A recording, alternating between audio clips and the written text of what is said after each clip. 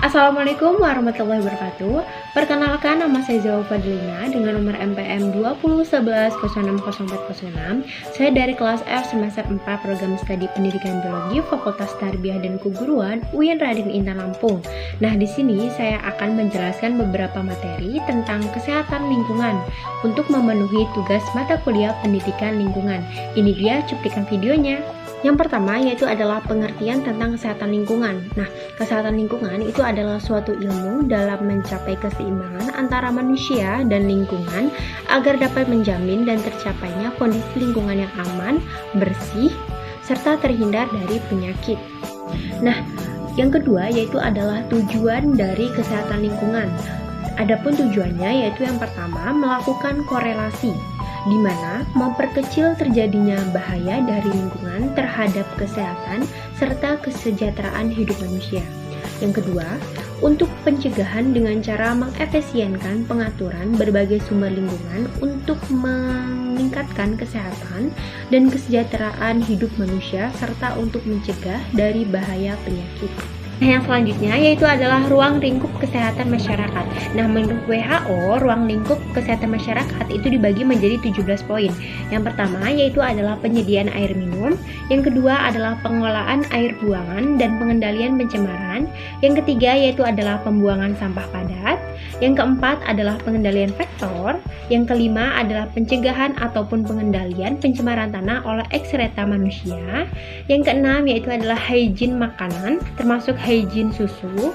Selanjutnya yang ketujuh pengendalian pencemaran udara, yang kedelapan tentang pengendalian radiasi, yang kesembilan tentang kesehatan kerja, yang kesepuluh tentang pengendalian kebisingan, yang ke-11 tentang perumahan dan permukiman, yang ke-12 tentang aspek cabling dan transportasi udara, yang ke-13 tentang perencanaan daerah dan perkotaan, yang ke-14 tentang pencegahan kecelakaan, yang ke-15 tentang rekreasi umum dan pariwisata, yang ke-16 tentang tindakan-tindakan sanitasi yang berhubungan dengan keadaan pandemi ataupun wabah, bencana alam dan perpindahan penduduk, dan yang terakhir adalah tindakan pencegahan yang diperlukan untuk menjamin lingkungan.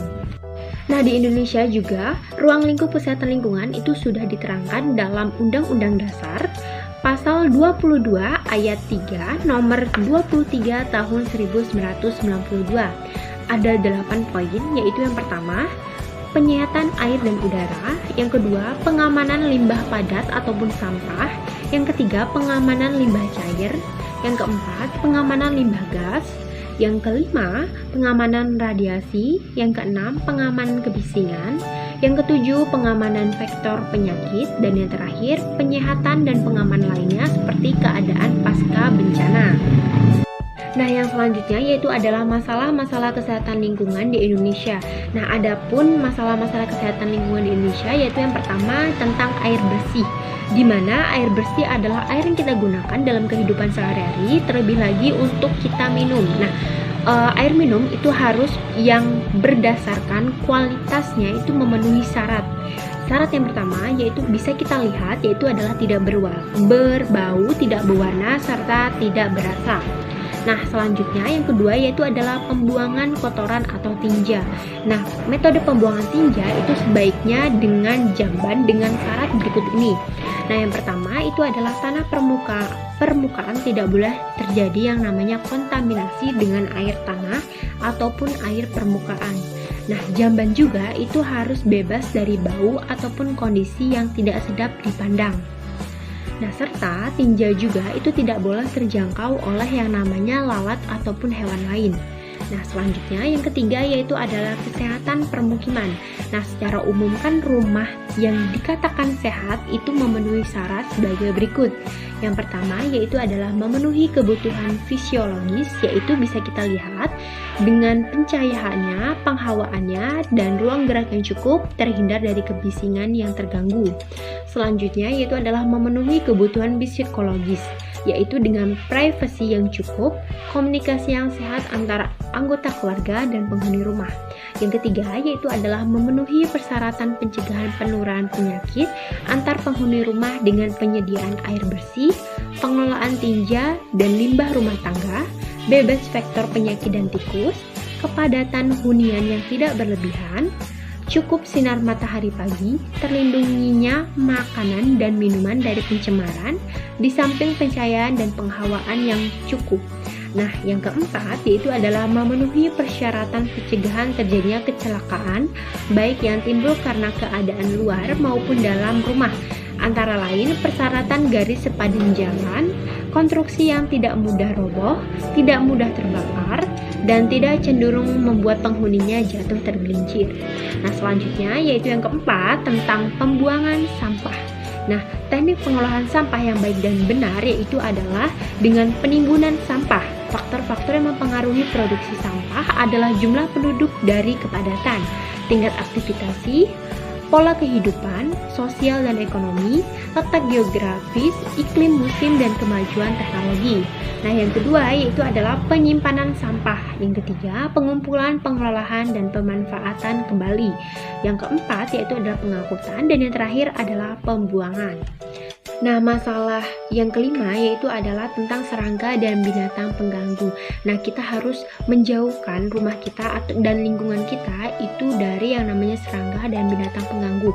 Takutnya binatang tersebut akan menyebabkan penyakit yang berbahaya bagi kesehatan masyarakat. Nah, selanjutnya yaitu adalah makanan dan minuman. Nah, persyaratan hygiene sanitasi makanan dan minuman itu harus adanya beberapa, yaitu yang pertama persyaratan lokasi dan bangunan, persyaratan fasilitas sanitasi, persyaratan dapur, ruang makan dan gudang makanan, persyaratan bahan makanan dan makanan jadi, persyaratan pengolahan makanan, persyaratan penyimpanan bahan makanan dan makanan jadi, persyaratan peralatan yang digunakan serta pencemaran lingkungan. Nah, yang selanjutnya yaitu adalah syarat lingkungan sehat. Nah, syarat-syaratnya apa aja? Nah, yang pertama yaitu adalah keadaan air, di mana air yang sehat itu adalah air yang tidak tercemar dengan zat-zat yang berbahaya. Air juga itu tidak berbau, tidak berasa, dan tidak berwarna. Yang selanjutnya yaitu adalah keadaan udara, di mana udara yang sehat adalah udara yang tidak tercemar dengan zat-zat yang dapat merusak tubuh. Selanjutnya yaitu adalah keadaan tanah. Tanah yang sehat itu adalah tanah yang baik untuk penanaman tumbuhan dan tidak tercemar juga oleh zat-zat logam berat. Selanjutnya yaitu adalah suara atau kebisingan, di mana suatu lingkungan itu kondisinya harus tidak bising, yang dimana itu akan menyebabkan alat pendengaran manusia itu terganggu. Nah, adapun cara pemeliharaan lingkungan yang sehat yaitu adalah yang pertama, tidak mencemari air dengan membuang sampah di sungai, tidak mengurangi penggunaan kendaraan bermotor, mengolahan tanah sebagaimana mestinya, serta menanam tumbuhan pada lahan-lahan kosong. Itu dia beberapa materi. Itu dia penjelasan dari saya tentang kesehatan lingkungan. Saya meminta maaf apabila ada salah kata maupun perbuatan, dan saya mohon ampun kepada Allah. Saya akhiri, wabillahi taufiq hidayah. Wassalamualaikum warahmatullahi wabarakatuh.